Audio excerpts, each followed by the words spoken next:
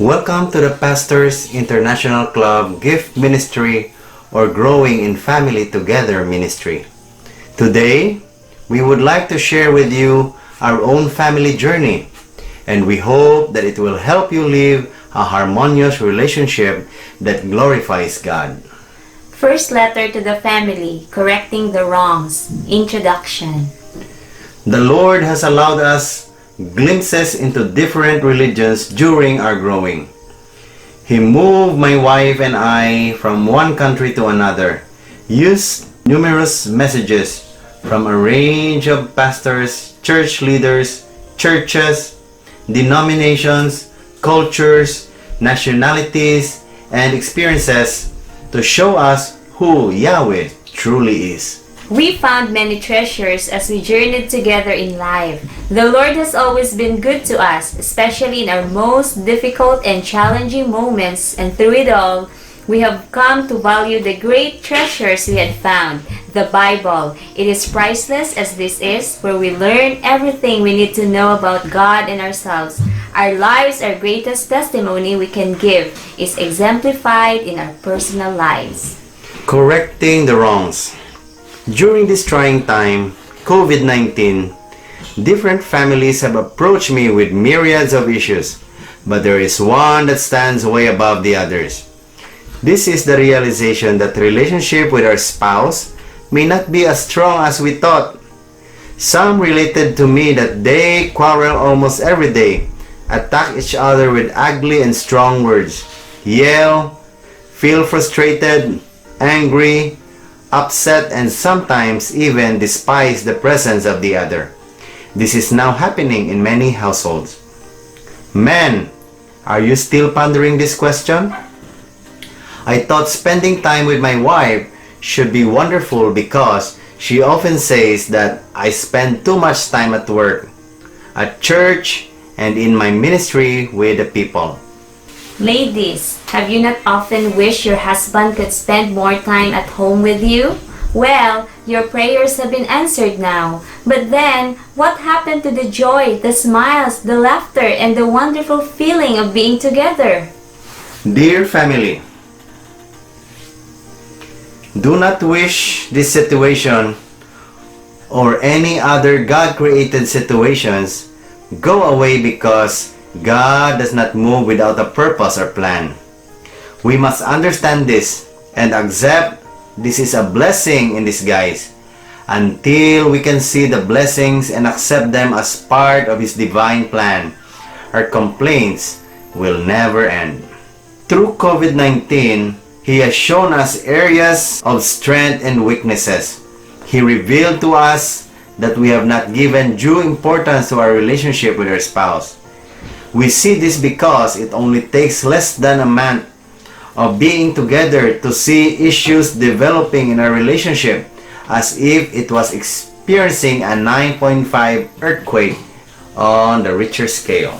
Point 1. See from God's perspective.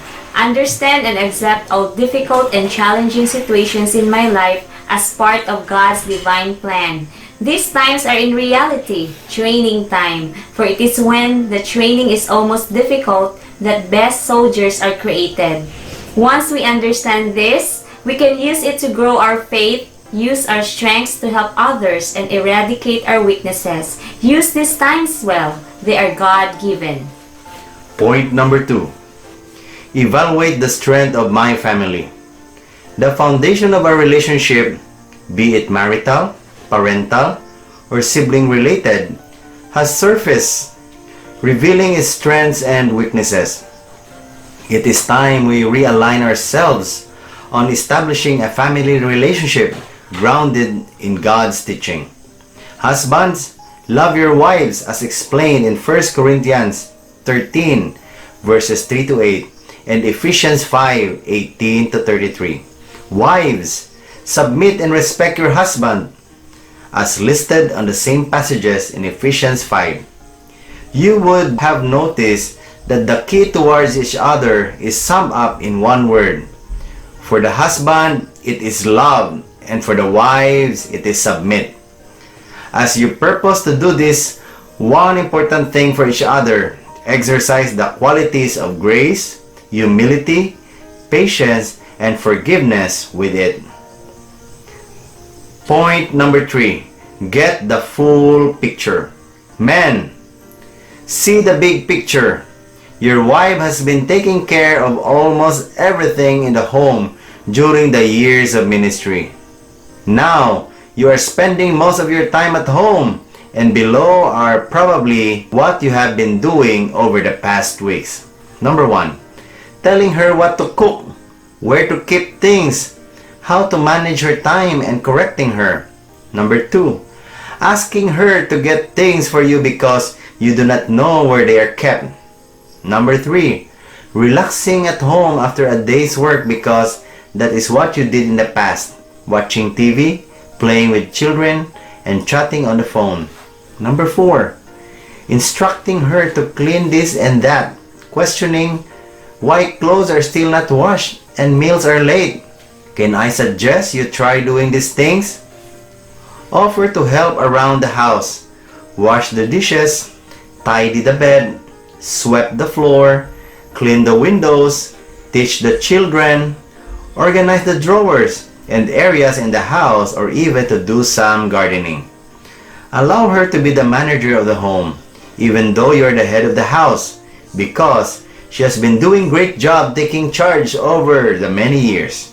You can give suggestions, but not too many, but allow her the freedom to choose to act on your suggestions. Women, see the home as their place of work, while men see it as place them to relax after hard day's work. The situation now is a little different. You are spending almost 12 to 16 hours at home every day together. Men, we have to understand that it can be hard for a busy wife to hear her husband telling her what to do for the 12 to 16 hours he is home while you are relaxing most of the time in the house.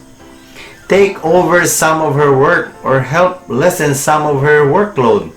You can also try to tell once in a while that you appreciate what she is doing for you and the children. Thank her and even do something to show your gratefulness. Do not keep focusing on her mistakes and correcting her.